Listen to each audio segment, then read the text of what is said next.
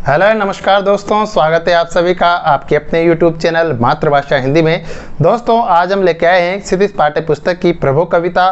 प्रभो कविता जयशंकर प्रसाद द्वारा रचित है। प्रभो कविता के माध्यम से कवि जयशंकर प्रसाद इस संपूर्ण विश्व में चराचर जगत में प्रकृति के हर दृश्य में, हर क्रिया प्रतिक्रिया में ईश्वर की व्यापकता दर्शाता है और उस ईश्वर की सर्वव्यापकता यहाँ पर इस कविता में दिखाई देती है। तो पढ़ते हैं दोस्तों आज की ये कविता। पहले इसका हम स्वर वाचन करते हैं, उसके पश्चात इसके भावार्थ को हम समझेंगे। देखते हैं, यहाँ से इसका प्रारंभ है।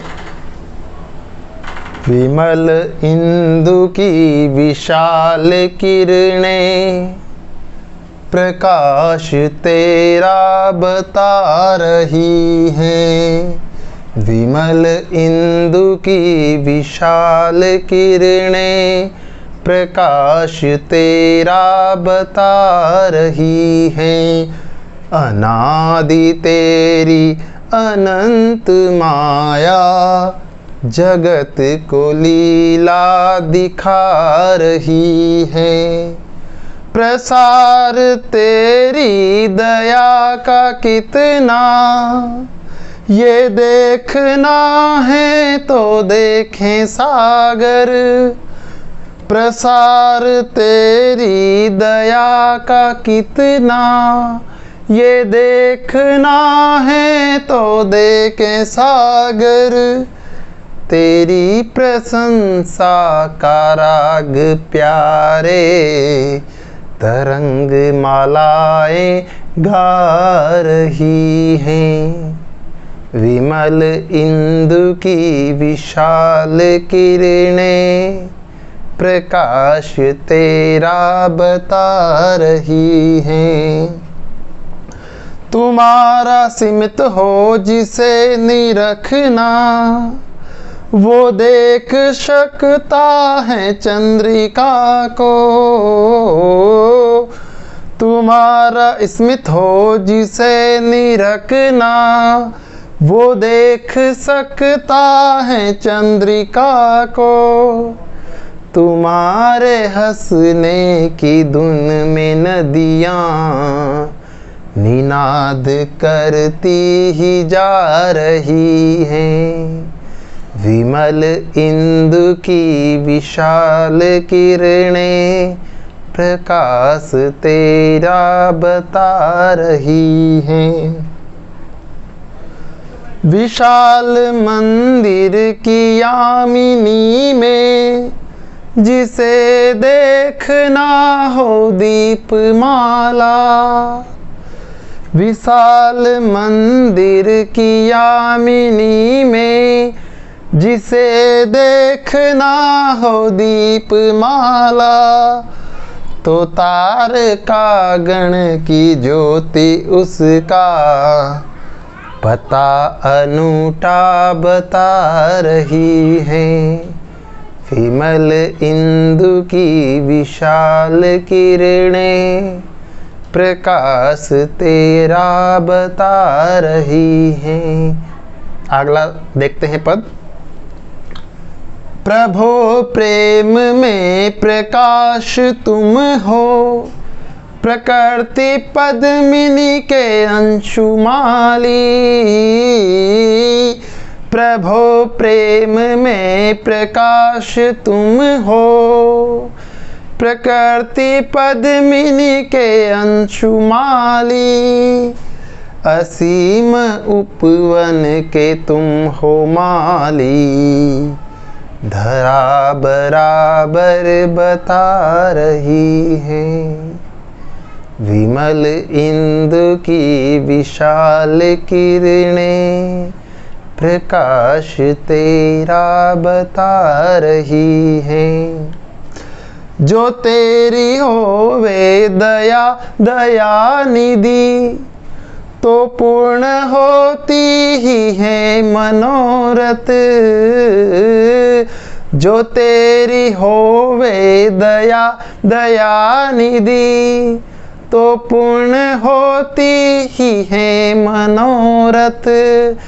सभी ये कहते पुकार करके यही तो आशा दिला रही है, विमल इंदु की विशाल किरणें प्रकाश तेरा बता रही है। अनादि तेरी अनंत माया जगत को लीला दिखा रही है।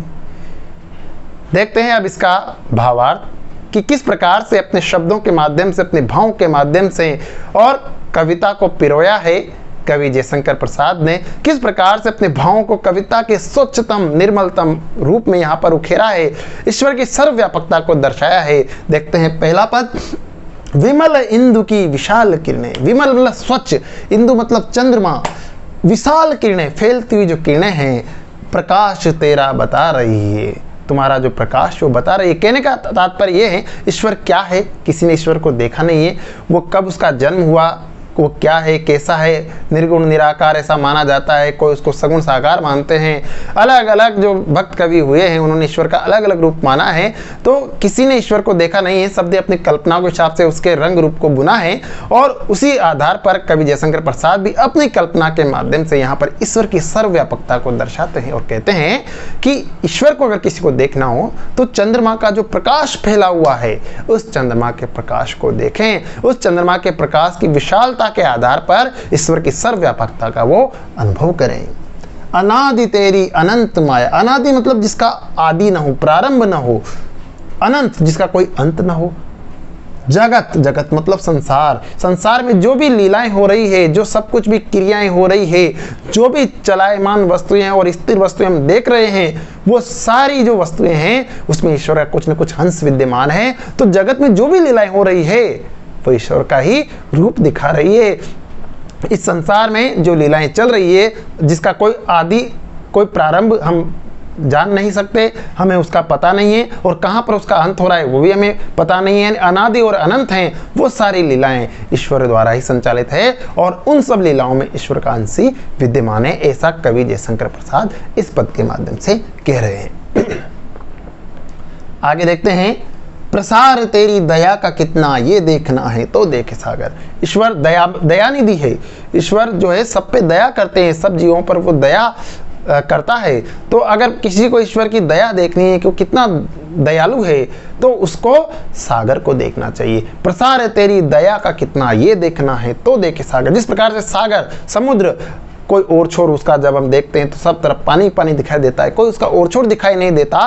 तो उस और छोर विहीन समुद्र को जब देखते हैं तो उससे हम प्रभु की दयालुता की विस्तृतता, व्यापकता का हमें अनुमान लगाना चाहिए। हम उसको महसूस करना चाहिए कि ईश्वर की जो दयालुता है वो इस समुद्र के विस्तार के बराबर है। जहाँ तक समुद्र फैला हुआ है वहाँ तक ईश्वर की दयालुता भी विद्यमान है। उस समुद्र के विस्तार से, प्रसार से हमें ईश्वर की दयालुता का अनुमान लगाना चाहिए।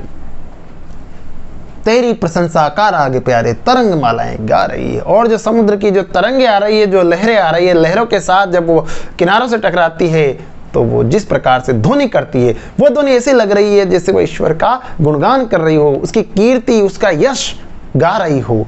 तो ये जो तरंग मालाएं दिखाई दे रही है, जो लहरें दिखाई देती है और उसकी जो ध्वनि दिखती है, वो ध्वनि हमें ईश्वर का गुणगान करती हुई प्रतीत होती है।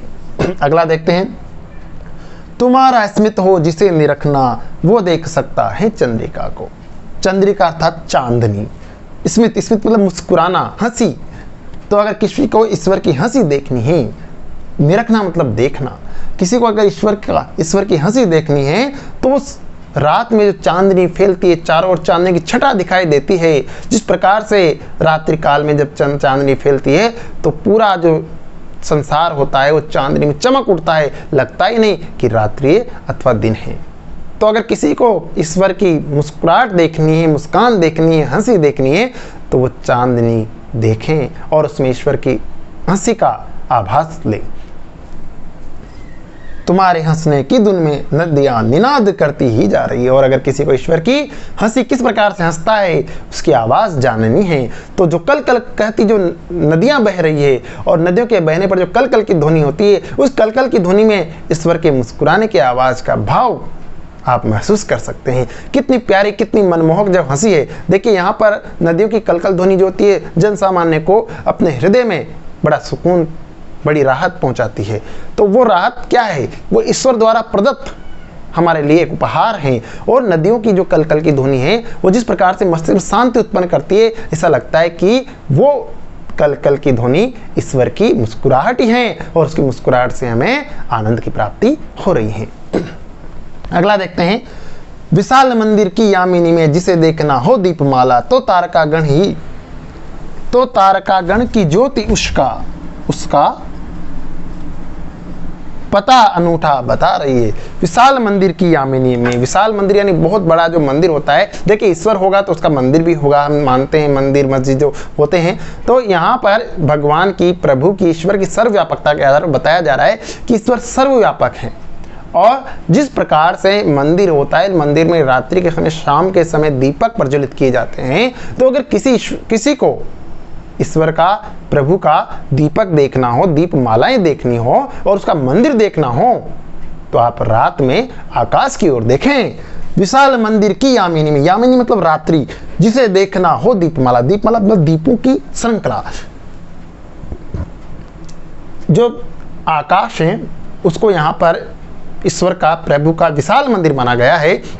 और उस विशाल मंदिर में, उस आसमान में, आकाश में रात्रि के समय में जब तारे टिमटिमाते हैं, चमकते हैं, तो ऐसा लग रहा है कि दीपक जलाए गए हैं। यानी जिस प्रकार से भगवान के मंदिर में हम दीपक जलाते हैं, उसी प्रकार से ये आसमान भगवान का मंदिर है। और उस मंदिर में जब तारे ऐसे प्रतीत होते हैं जैसे तारों की दीपमाला वहां पर सजाई गई हो, उस मंदिर में दीपक जलाए गए हों।